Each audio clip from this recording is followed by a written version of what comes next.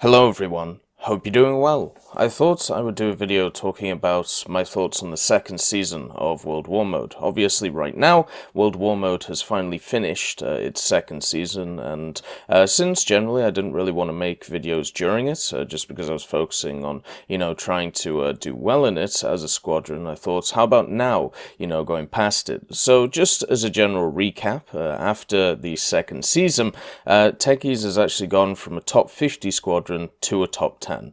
Techies finished in number 9th overall, which is absolutely insane when you think about it's just a ragtag group of people who came together, basically half a year ago, and it's just insane to me that we've been able, through our commanders of Nito and Tom, and also Nathan as well, been able to get top 10 out of the whole of War Thunder. It's just... I can't really put it into words. I think personally it's just a wonderful achievement, and it really shows great signs for the future in future areas of World War Mode, maybe even squadron battles if, people want to do that. So yeah, I just want to say I'm very proud of everybody who took part in TechES and also World War Mode, so thank you. And also, hopefully next season we can do as well. The other thing as well is we had two other squadrons who were also doing stuff, Class and Tech WS, and they actually finished in quite an interesting area. So Class finished 77th, and Tech WS, which is the casual squadron, the warrior squadron, finished in 78th, and they're only away from each other by 2 points, which is just crazy. So that means that there's, a really cool rivalry going into next season, Class versus Tech WS, and also, Tech ES doing really well as well overall. So to see, 3 top 100 squadrons, basically in War Thunder, in World War Mode, I think is really cool. And well done to Tubo and Sound and Fury for commanding Tech WS. You guys did a really good job. And also over at Class, which is a partnered squadron, well done to Punchy and also to Jeremy. Overall, it's just been magical, to see it all come together, have a lot of discussions over it and all of that, wonderful stuff. So yeah, in this video, we're going to go through the thoughts that I have of it, the positive and also some not really negative, but things I'd like to see changed about the mode, or at least clarified, just to help us out going forward in many of the seasons. The fact is, if we have a look at it, there is a lot in World War Mode which is still fundamentally unknown because of the fact that you only ever play it in a ranked setting.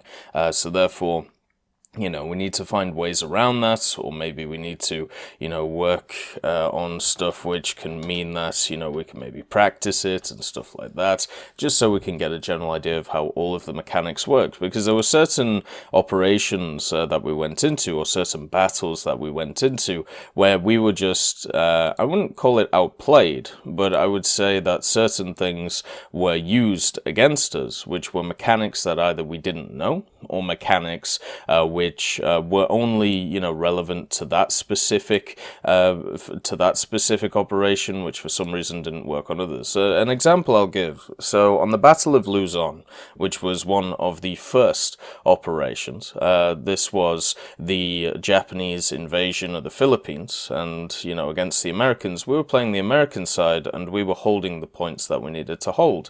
And what happened was, on the American side, if the Japanese captured all of your respawn points, you lost. It didn't matter what the state of the game was, it didn't matter what everything looked like, and we were pretty close to winning. And then what happened was we lost because they captured all of our reinforcement zones. Now, if you do that on the other side, so if as America you capture the reinforcement zones of Japan, for some reason that doesn't count as a victory. There was also another one, such as the Battle for Cannes.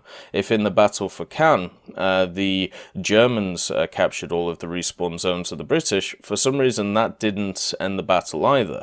So there is just something odd there. Maybe it's an offensive-defensive thing, but that would be something just to, it would be something that could be ironed out once, we get more experience with the mode. There's also some weird way of forcing certain automatic battles compared to others, and that also, has to be ironed out. But this is a knowledge thing, which will only get better over time. So let's talk about the general things that changed from Season 1. The big thing was the rewards. So the reward system, instead of rewarding the top 0.1% of players, it's really nice to see that they changed the rewards to this star system, so therefore you could grind them out pretty easily when it came to, doing the mode. And also having the ×2 on the challenges, meaning that if you got a kill in your own squadron operation, instead of, the overall World War mode, you were able to get, double the points, I thought was a great addition as well. It pretty much meant that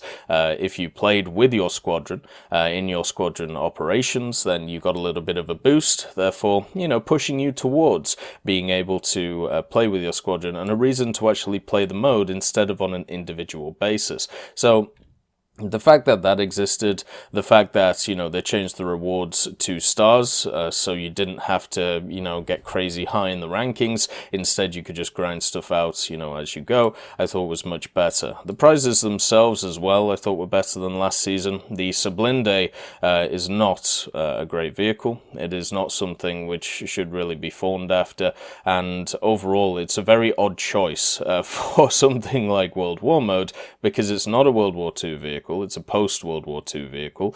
It's very similar to a vehicle that we have in game, which I suppose is a good thing in my book, but it doesn't really fit the theme of something that is based, at least right now, around World War II. The Phelps, which is a World War II vehicle, it's a refit of a Porter class, and then the BA-11, which is a pre-World War II vehicle. Well, sorry, I think it's actually a World War II vehicle, which was used during World War II. These made a hell of a lot more sense than the Sublinde, so it's really nice to see, that as well. The other thing is the fact that there was still rewards for the higher tier of players, which I think was good. The fact that if you got in the top 10, you got some seasonal decals. I would rather those decals were just permanent ones, but I understand in squadron battles, there's this idea that everything is seasonal, so you keep stuff for the season, and then you have to play the next season in order to get, more stuff. But for me, I would rather see it as something which was just, you just had different decals every season, and you could earn those decals, each season, instead of, you keep them for a season and then they disappear for the next season. I think that's not the best idea. And then you have the fact that the top 5 squadrons are able to get coupons, either for the BA-11 and the USS Phelps. I think this is a good idea because, at least they can get some money off the Gaijin market, or, they can have control of some coupons, which they can do stuff with, depending on what they want to do, and also putting in a little requirement so not everybody, well, everybody in the squadron can get it, but the main thing to understand is you have to hit like a certain threshold, 16 battles in the operation for the squadron to be able to actually get them. So having a threshold there, giving them a coupon for vehicles that can be actually ground out already, I think both of these are positive things, because it means that, it gives something to the top teams to get into that top 5, but at the same time it doesn't go against the average player who is trying to get these, and that is mainly one of the problems that I see. I don't want a system which is heavily rewarded just the top echelon, the 0.01% or the 0.1% compared to everybody else, because then what we see is like from the first season, where we have a lot of people who are very angry with the fact that, they want to play with their friends, they want to enjoy it, but if they want to get all these rewards, they got to be top, 0.1%. And I know a lot of people who say, well, you need to give something to the top echelon. Well, they've given something to the top echelon in this. And also the top echelon also has tournaments, also has squadron battles, also can create their own independent stuff if they want to. There's all of these things which can be done, in which already facilitate them. We also had a big post from one of the from the new esports community. Well, I don't know, is basically the new head of esports, War Thunder, we'll put it like that. He put out a long post about how, they're going to be changing how it's working in 2020. So, look forward to stuff like that for, obviously new people. So, overall, rewards much better this season, and also rewarding commanders as well. Big thing. But there is one caveat I want to put in with the commanders, which somehow needs to be changed next season. You actually get punished for having more than one commander. And since World War Mode is a mode which is incredibly demanding mentally, especially if you're playing, let's say 8 operations, one after the other, that can be up to, well, let's just say 4 operations. That can be up to 8 hours of solid commanding, right, in a session. So 8 hours of solid commanding, and it's just, it's very taxing mentally. You've got to make sure to not make any mistakes. You've got to make sure to try and force specific battles. You've got to make sure to, adhere to your win conditions. It's not exactly the easiest thing to do, and it is incredibly mentally draining. And the thing is, if you have more than one commander at one time, you get punished. Let's say if you have 2 commanders who are on at the time, and one gets 25% of the activity around the map and the other gets 75% of the activity, they actually divvy up the activity points between them, where a solo commander would get all of the activity points. I personally think there should be a push towards trying to encourage having more than one commander going forward, because otherwise you're just going to have people who are going to get burnt out really quickly and going to start becoming really good at the mode, but also hating it because of the fact that they have to play it so much. So I think that there has to be a slight rework of how the commander points work when it comes to the system to be able to reward those who are not just doing it solo. But yeah, that's a small problem, but I think hopefully something that changes next time. I think the rewards for the commanders, top 10 getting the Phelps and then top 50 getting the BA-11, once again, nice. I think that's overall pretty good as prizes. So,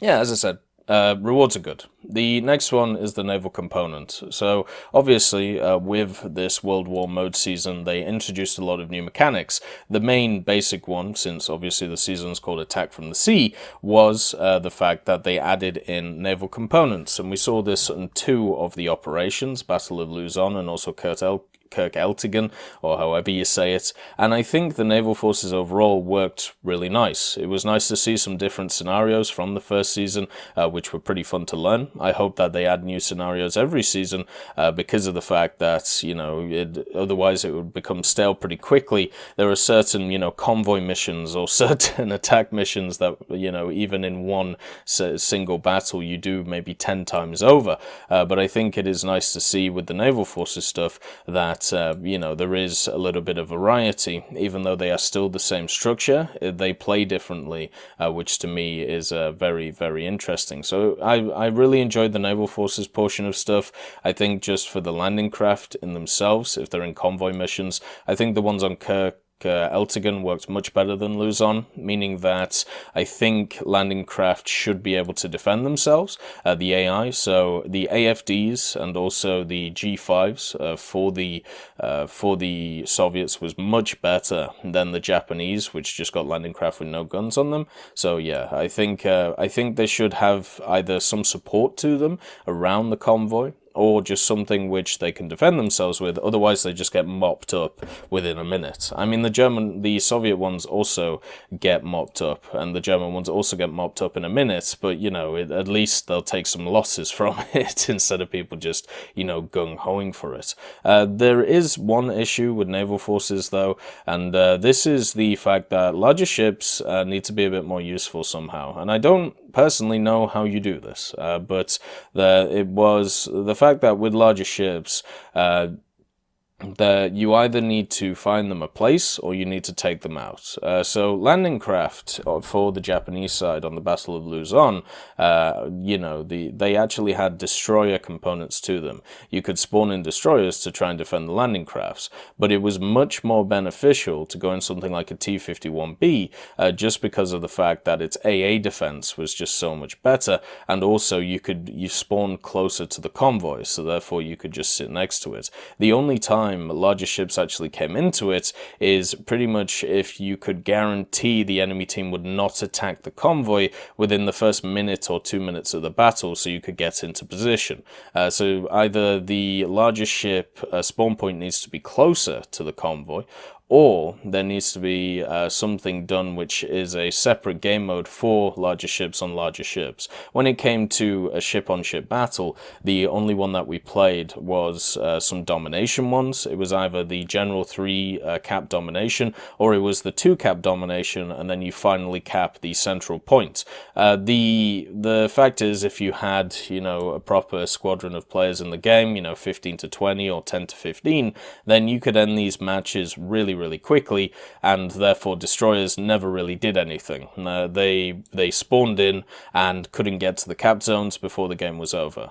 We only had one battle, which was in the first part of Luzon, where we actually had what I would class as a large ship-on-ship engagement, and that was because they had, you know, a domination zone which was in the middle of the water. We sent some destroyers and light cruisers there, but we still would have won even if we didn't do that, because we'd captured the 2 points in the south and annihilated all their PT boats. So it's just one of those things where the naval components worked really well in my opinion, but because of the speed of the games, because of how the maps generally work in World War mode, there was no reason to spawn larger ships. So that is something that either has to be rethought or reworked, or just understood that these larger ships are not going to have too much of a place unless battles go you know, longer than 10 minutes, which, well, then is only a detriment to the overall operation of whatever you're fighting, especially if you're on the offensive side.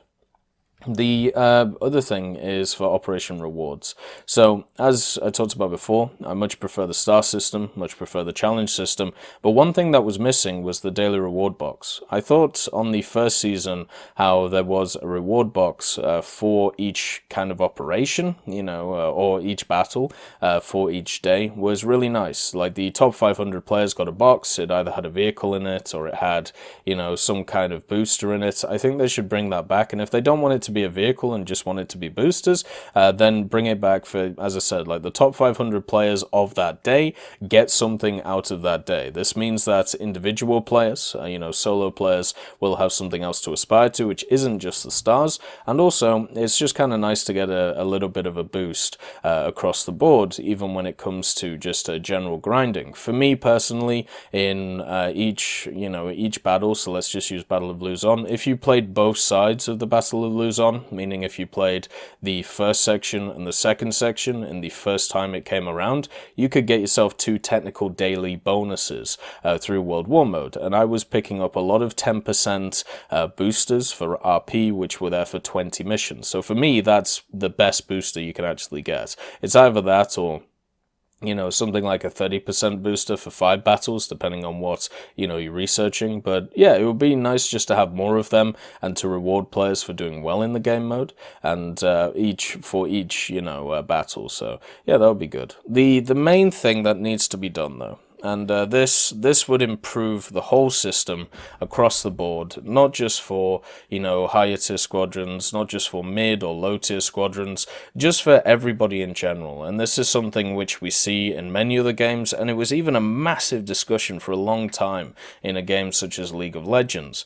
There needs to be some kind of training mode. There needs to be some kind of unranked mode, so you can challenge other squadrons outside of a system where if you lose a battle, you know, you're gonna lose elo, or you're gonna, you know, it's gonna affect you when it comes to the end of season rewards. You need to have some kind of training mode, whether it's before a season, whether it's after a season, whether it's all the time, which would be, you know, the perfect scenario, but there needs to be a way of getting hands-on with new battles before they're released to everybody. And the reason why I say this is because there are so many things things that we don't understand about World War Mode. There are so many little caveats, there are so many little things that would be great to try, but we can't do it because we're in a ranked setting constantly, so it affects us, on the leaderboard if we go into them. It would be much better overall if there was some kind of training mode where you could put two commanders against each other, they could learn off each other and work out how the game generally works, and this would only increase the skill level of the game overall. And it would also mean that the people who are interested in the RTS elements of War Thunder, which I know there's a decent amount, I'm personally one of them, I've talked to many of them, in the past, it would give them an outlet to be able to play it. It doesn't even have to be something that is online. You could even create, let's say, an offline version of it, so it's just built into the game, and every time there's a new season with operations, you could just stick it in there.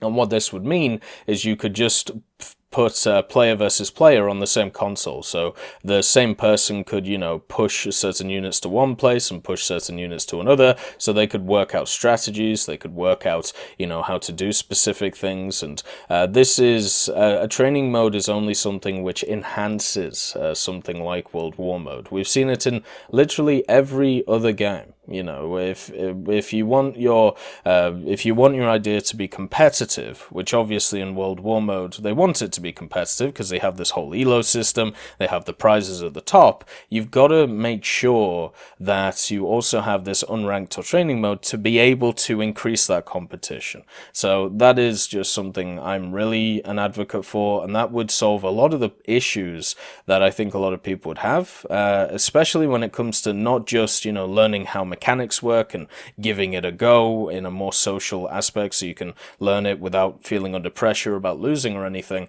The other thing that would be nice for this is the fact that what was I going to say? When it comes to the actual practice arena, is you could just try different things, and you could learn before a battle comes out how many units each side gets, how many units, reinforcement wise. Going blind into a game where you don't know the timings of stuff, and you don't know the timings of reinforcements, or you don't know the timings when it comes to what, is on the map, or even unit strength, right? Going into Luzon, which remember was the first battle of the season, we didn't know reinforcements for either side. We didn't know how strong each unit was. We knew what they comprised of, kind of, but we didn't know how much there were each. We didn't know, where everything would be on the map when it came to, respawns and stuff like that, which was even heavily changed, the second time. So there is all of these factors which were put in, which we only found out after the operation started. So therefore, in my opinion, a training mode would fix that. It would mean that everybody would go into it either being trained or knowing the numbers. Now, one of the issues with this is that if you throw in a training mode and people practice certain strategies and then the numbers get changed, like let's say certain tanks or certain tank groups or armored groups, they get a lot less tanks compared to what they were before. Yeah, certain strategies have to be molded, but that would still be a much better scenario than what we have now, which is literally closing your eyes and going in without seeing anything. So for me, it would just fix so many issues. It would be lovely to have a training mode within War Thunder itself for World War Mode if, they want this to be a mode which is, much more about competition and much more about strategy and just about fun factor as well. It is actually really, really fun commanding. It's one of those things, if you aren't under pressure, if you're just doing it to have a bit of fun, learning the mechanics in it, especially if you're a fan of some of those old style, 1990s strategies games, which I am personally, it is a lot of fun. And hopefully more people can have fun with it because of, the fact that they could get access to it through just a general casual mode. The next point is the change logs. So one of the things that we saw from the change logs in the first season is after or just before a battle, so let's say the battle for Cannes, about an hour before, a changelog would drop, which would tell you the differences between what you fought before and what you actually, got that time. So for me, the changelogs were much better this time. There was only one of them which was straight before an operation. I think it actually came out 5 minutes after the operation started, so that could have screwed a few people. But the main thing is that most of the changes to World War Mode were done not on a day which an operation was going on. So this is only good. This means that people have more time to prepare. This means that generally people are, they have more information going into it, and as always, knowledge is power. The only problem with that was the turnaround between operations, though. I think on the first season there was about 2 days between operations, or 3 days between operations. This time there was only 1 day between operations, and being able to organize people every other day in order to come along to play is definitely not easy to do.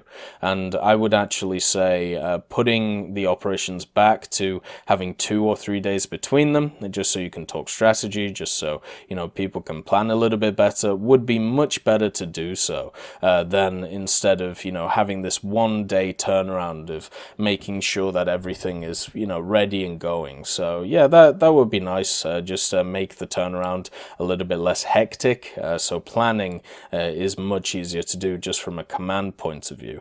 The next thing as well is the fact that one squadron player can start a battle. So we were running 240 stacks with a few commanders. That was generally what we were doing, so we could go fully into 2 battles at once, be able to win them, with coordination, which in my opinion is how you're supposed to do World War Mode. And what we found was there would be either TechES members who were not in the Discord at the time, or were just trying to do their stars, or maybe just went into a battle because they weren't able to get into another battle because they were kicked out of it, or something like that happened. And what this meant was they would queue up for another battle, which was around like the yellow battle, and it would trigger it because a squadron member is queuing up in it. The problem with this is you only have one squadron member queuing up with it, and there is no control whether that squadron member is going to queue up or not, unless you are all the Borg, which I think is generally not something that we can get accustomed to. So the fact is, it would be nice to increase that to around about 5 people, so this would prevent unwanted battles from happening. So instead of just one person being in queue for it to trigger, 5 would be much better, so we're not running around like headless chickens, which was definitely sometimes what was happening. So yeah, that's just a small change which could make a large difference to which could make a large difference to actually commanding when it came to it. The next idea would be the introduction of Elo Bleed. So every Elo system, the way it works in pretty much every professional sport, if it's used, there is some kind of Elo Decay. The reason why Elo Decay exists is so you can't just get to the top and then never play and stay at the top.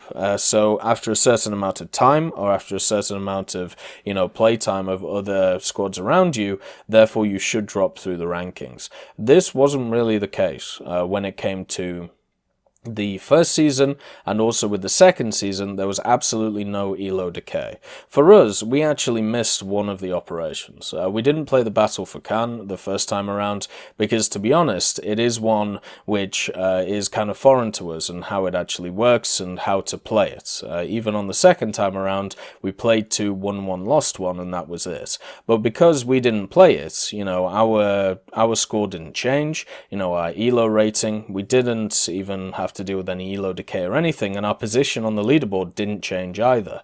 And for us, it would have actually been bad for us if Elo Decay was a thing, but I still think Elo Decay should be in it. So once you are either first place or 10th place or 5th place, you still have to play in order to be able to maintain that spot. You shouldn't be able just to sit on it and then just go and play other stuff. And and therefore a system of elo decay is required to make sure that this doesn't happen once people figure out how the elo system works. And yes, it still can be jerry-rigged, yes, it can still be gone around, but my main thing is it is much easier to rig the system now than it would be if elo decay was in place. There is also another problem that we ran into a few times, but this was more of a problem that TechWS ran into. So the fact that commanders were starting operations to get into battles to get their challenges done. So what they would do is, this would be squadrons around like the 300 to 400 mark. You would get a specific squadron officer or deputy or whatever it was. They would start an operation. They would command it for 5 minutes to force about 3 or 4 battles, just so they could go into those battles as an individual or maybe a group of 3 or 5 and just do that battle to get their stars done, because you have the, double amount of, you half the requirements if you go into your own squadron battles in your own squadron operation. So there was an issue where after the 5 minutes of tussling and setting everything up, what would happen then is the commanders would then just disappear, and then they would have a technical defeat because they wouldn't make a move in 20 minutes. So this basically wasted, half an hour of the opposing commander's time, and also it is technically an exploit to be able to get around the general ideas of, just doing the challenges. Now, this isn't something that really affects like the top 50 or the top 100, but it is something that has to be thought of, because if you get a bunch of dead rubber games, it's not really going to be fun for a commander. I mean, I talked to Sound and Fury a lot, who was the main commander for TechWS, and he said, he would rather have a challenge. He would rather have, somebody to fight against instead of just basically getting auto wins. And I completely agree with him, because even if, you go up against commanders and let's say you have a hard loss and, you think, oh, well, if I just did this a little bit differently, we would have been fine, it's still something which is, it's still something which is much more, gratifying than if you just win by technical defeat, which is what was happening a few times. So there has to be something done about that. I'm not exactly sure what you do about it, and since it's not something that will plague a lot of higher squadrons, I don't think it'll be talked about that much, but it is a problem that was ran into. The other thing was there was a funny bug when it came to the general way that battles work. So if you joined an operation, and obviously being in Tech ES, we joined some of the Tech WS squadrons just to watch what was going on and, maybe help out here and there in some of the battles. What was going on is when you went into battles, just to play them and get your stars done, it kept saying enemy forces captured sector when you actually captured sectors. So what it would say is there are two things. It would either say enemy has won this battle, or enemy has captured this sector, or it said, we have won this battle, we have captured this sector. And it would actually be the opposite way round if you joined another operation. So if you were on the German side of an operation and the Soviets won a battle, then what it would say is your allies won a battle. And then if the Soviets captured a square, it would say we captured that sector, instead of saying the enemy captured that sector. So the text things in like the text box on the left hand side were actually opposite to what was actually happening in the operation. So that is a bug that just needs to be switched, and it needs to be fixed. Otherwise, it's just going to confuse a lot of people and also demoralize a lot of people. Like if your commander's doing really well and he's capturing sector after sector after sector and winning a bunch of battles, and then but in the game it's telling you that you're losing all of these battles and you're losing all of these sectors, and then you come out and the operation is looking like a crazy win for you. It's just like it's a roller coaster of emotions, right? And it is demoralizing in the battle hearing that you are losing a bunch of sectors even though you're not. You're actually gaining them. Also, matchmaking abuse issues, the fact that you can join into battles as individuals or squads, and this means that you can actually turn the tide of battles. We saw this a lot on the last day. We only played 2 operations on the last day because we were comfortable with the position that we were in. We thought we could hold top 10, and we did. So, that was really nice. But we started watching other operations. A lot of operations from people who were either about level like it was around about level 11 to 20, because a lot of people were trying to break into that, top 10 spot. And what we found was a lot of members from other squadrons, which were higher than them, were going into those battles to try and jerry-rig the outcome in one of the side's favors. So therefore, they could either push certain squadrons out through the defeats, or they could, push a squadron forward through their wins. So you would get these scenarios where even though you as a commander were commanding well and you should have won, you lost because the people going into your battles were people who were either trying to lose them, or were people who were, going on the other side and just smashing the enemy because they're very, very good players and doing it like that. So the way to fix this is one of two things. You either make it so squadrons who are within like 10 places of you cannot go into your similar operation and play for either your side or the enemy side. This pretty much means that you would be able to, or you wouldn't be able to try and jerry-rig it in this way, or you just make it so randoms cannot get into specific battles above a certain point. Otherwise, you have this system which is just ripe for abuse. Like, let's say you have a scenario where you have a clan or squadron that is in 10th, and then you have a clan which is 50th, and they're playing somebody who is 11th. Now, that clan in 10th would want the 50th squadron to win over the 11th. Otherwise, what's going to happen is the 11th squad is going to take over them. So the squadron in 10th puts all of their players into the battles of that 50th squadron and make sure to win the battles, meaning that it's harder for the 11th place squadron to be able to get into the top 10. Do you see how this can be abused now? This is an issue which should definitely be looked at. It needs to be solved in some way. I'm not sure how it is solved, but it's something to at least think about. There is also a lot of issues with certain maps not being balanced. This is mainly down to AA missions when it comes to convoys, and also trying to defend stuff such as artillery. We were able to mop up convoys in a matter of a minute, depending on the maps. Like the Battle for Cannes and the Operation Nordwind are the worst for this, but even stuff such as, the other missions, like the landing craft for the Japanese side on the Battle of Luzon, you could just mop it up within a minute of moving in, if you played it properly. And we were doing it quite a lot, and it meant that we won a lot of missions, which, we would struggle with anyway, because we were able to hop into that battle, annihilate it, hop it to the next one, annihilate it, so on and so forth. And because of the way that convoys work, you could throw 30 planes at a 180 strong tank convoy, and that convoy could be wiped out in a minute, meaning that you lose that whole tank unit, right? And that's just not kosher. That's something that fundamentally has to change. Otherwise, what you're going to have is a system where people are just going to keep throwing planes at convoys, and, they're just not going to be able to use those convoys at all, and the tanks are just going to get smashed within a minute. So, for me personally, there has to be something done about that.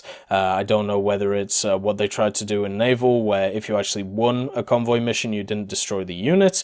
Instead, what you did is you just harmed it, kind of like how the artillery missions worked. But there just has to be something done, so you can't just wipe out a unit within a minute. It's not something that is okay. It's not something that should happen like that. There is also another issue with this, is just the convoy missions and their AI pathing.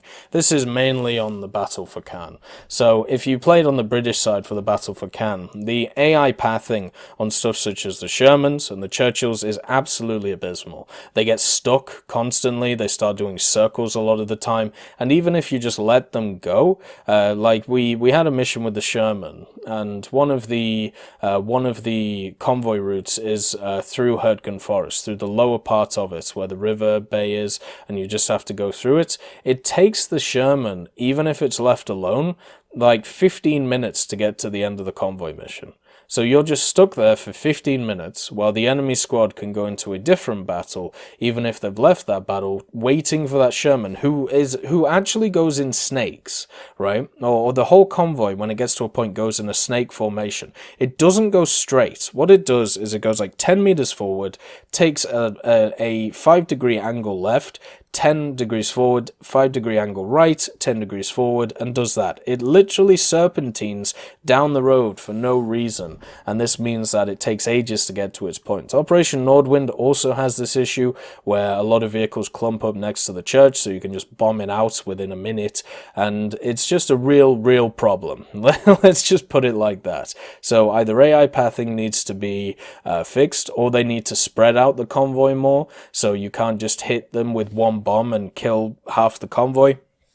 Or you need to set it up so it's just better made on the maps. And also another mission, the Normandy mission on the Battle for Cannes for the convoy, don't make it spawning going up a hill.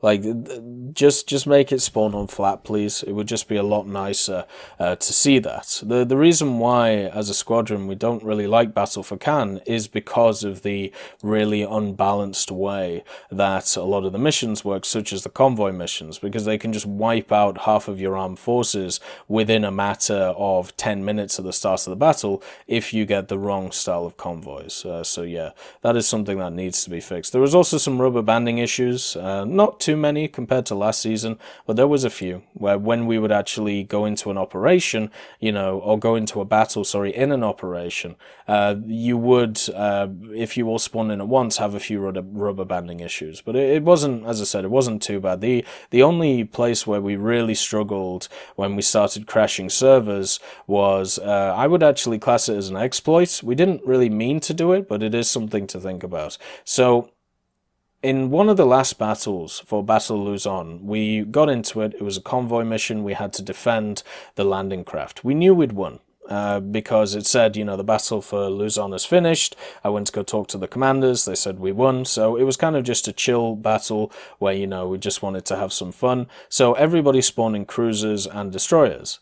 So we went in cruisers and destroyers, sat around the convoy, and just, smoked it up, and also just got all the AA firing at the planes.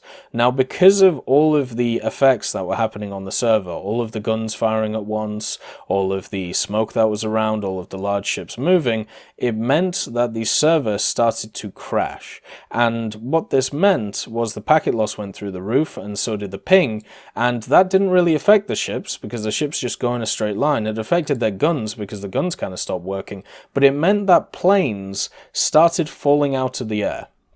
Now, if you have a situation where if you can force the enemy to have planes just fall out of the air and lose, then that is technically breaking the game to win a battle.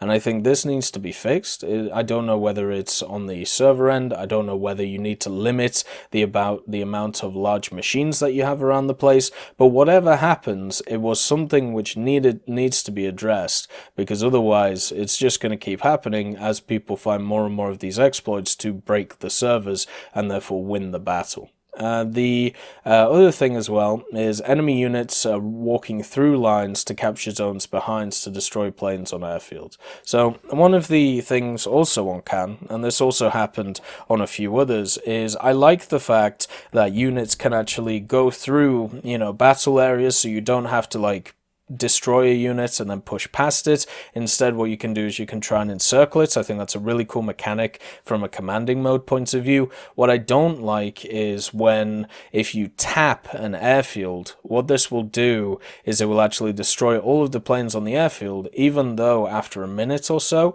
once you untap it and actually go back, you have control of the airfield again. So there's a strategy on the Battle for Cannes where you have the 3 tank units in the north, and if they aren't annihilated by planes, what you do is you push them through the Cannes, and then you link up 3 of the zones. You don't actually link up 3 of the zones, because what happens is they go into automatic surrender mode, because you can't link them to your actual front line, but one of those zones is the airfield. And with the airfield, if you tap it, you don't capture it. It goes into the state where it's, it's a surrender zone for you, because you can't actually capture it because it's not linked to anything. But by doing that, you annihilate all of the airplanes on the airfield. And then what you do is you leave the zone, you move on, but that airfield has all of its planes destroyed. There has to be something which stops this from happening, because it's something which in a lot of scenarios you can't stop, because of how, planes work in the game, and also generally how forces work in the game, and, wanting to try and establish a front line. So for me, I think there has to be something that goes, if you go onto that and if you cap the airfield, technically, even though you don't cap it because you just hit it and you move away, I think you shouldn't lose the planes unless you actually fully capture it. And what I mean by that is not just decap it, you actually capture it with a line connected to it. So I think that would fix the issue, instead of, having this scenario where you just make the enemy lose all their planes which are on that airfield, even though, nothing has happened with it. So yeah, that's the little, last bit. So you can see that there are, some problems with the game mode, but a lot of these would be solved basically just through a training mode, as we talked about before. And also, a lot of the problems are very small compared to the amount of fun and the amount of greatness that I generally felt through this season. It was really nice seeing, the Ragtag boys come together again and be able to win a bunch of battles, and also to be, commanded to victory by Tom and Nito, and seeing so many people enjoy this game mode and see it grow. The amount of battles that we generally had, not just as a squadron, but across the board, overall in all squadrons, was way more than last season, showing that the interest in World War mode has increased, which is just wonderful to see. And I can't wait to see the third season, whether it's later this year or next year. I can't wait to see the changes that is going to happen. And also, on top of that as well, I can't wait to see, what prizes are going to be on offer, and also more stuff to do with the squadron, whether it's squadron battles or whether it's other stuff. Anyway, I hope you all have a wonderful day, and I'll see you next time. I'd just like to thank Ambrosius McClellan, B. Young, Blackie, Chris Giltnane, Daniel Stanton, Jay Wilt, John Ryman, Martinez, Moxie, Super Cacti, Trigger Hippie, Eugens Terry, and also Elove Goat and Samuel Slick for supporting the channel.